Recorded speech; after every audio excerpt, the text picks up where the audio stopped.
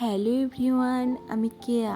আশা করছি আপনারা সকলে খুব ভালো আছেন আর সুস্থ আছেন। আর আপনাদের জানাই অনেক স্বাগত তেজু মাম্মাম ব্লগে। আর আমি আগের তুলনায় এখন একটু ভালো আছি, তাই ভয়েস ওভারটা ঠিক মতো দিতে পারছি। আর একটু প্রবলেম হচ্ছে, তবুও দিলাম। আর কালকে কোনো রকম ভিডিও শেয়ার করতে পারিনি, কারণ কি আমি গিয়েছিলাম আমার ব্যক্তিগত কিছু কাজে মালদাতে। সেখান থেকে আসার পরে গিয়েছিলাম রায়গঞ্জ, আর রায়গঞ্জ থেকে আস্তে আস্তে প্রায় অনেক রাত্রি হয়ে গেছিলো। ওই জন্য আর কোনো রকম ভিডিও আপনাদের সাথে শেয়ার করিনি। আর এই ভিডিওটি বহু পুরনো, হঠাৎ ফোন ঘাঁটতে ঘাঁটতে দেখি এই ভিডিওটি, এটির একটি শর্টস আগেই আমি শেয়ার করেছিলাম। তো ভেবেছিলাম যে এটিও করব, কিন্তু না, আর হয়ে ওঠেনি। তো যাই হোক, আমরা যেখানে গিয়েছিলাম সেটি ছিল শিবডাঙ্গি নামে একটি গ্রাম।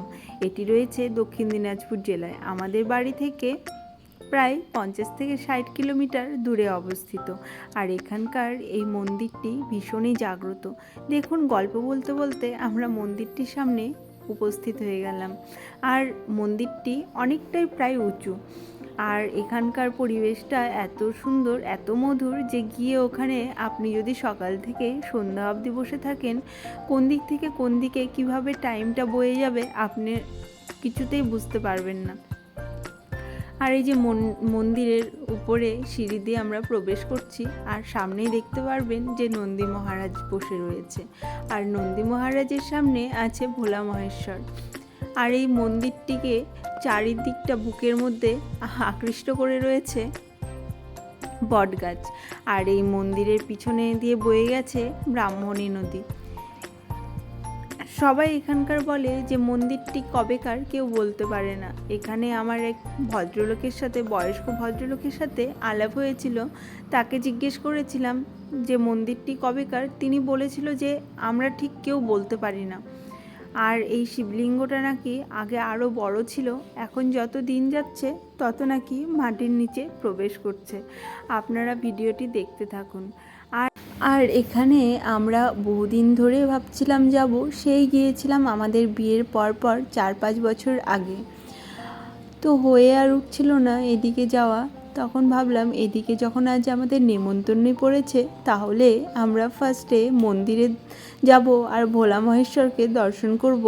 তো যেমন বলা তেমন কাজ, গিয়ে আমরা ভোলা মহেশ্বরকে দর্শন করে তাকে পুজো দিয়ে আমরা সেখান থেকে নিমন্ত্রণ বাড়িতে বেরিয়েছিলাম। আর এখানে আমরা সময় কাটালাম প্রায় 1 ঘন্টার কাছাকাছি, কিন্তু সময় না ঝড়ের বেগে বয়ে যায়। এত সুন্দর এখানকার মনোরম পরিবেশ। আর ওই যে দেখুন আমাদের ভোলা মহেশ্বর। আর আমরা আমাদের একটু ছবিও তুলেছিলাম এখানটায়। তো তেজু আর কিছুতেই কোলে থাকবে না, তাই কোল থেকে নেমে পড়ল। এই যে আমাদের পুজো দেওয়ার সময়কার ভিডিও এটি। একটু পরেই দেখতে পারবেন যারা আমাদের প্রকৃতির আসল বন্ধু, তাদের সাথে সময় কাটাচ্ছিল। আমরা ওখানে যখন প্রথম গিয়ে নামলাম, তখনই ওরা আমাদের চারিদিকটা ঘিরে ধরেছিল। তারপরে ওর বাবা দোকান থেকে একটু ওদের জন্য বিস্কিট পাউরুটি কিনে ওদেরকে দিয়েছিল। আমরা তো সেরকমভাবে ওদের জন্য কিছুই করতে পারি না, তবুও যতটুকু আমাদের সাধ্য ততটুকুই করি। তো আজকের মতো টাটা। সকলে ভালো থাকবেন, সুস্থ থাকবেন, আর নিজেদের খেয়াল রাখবেন।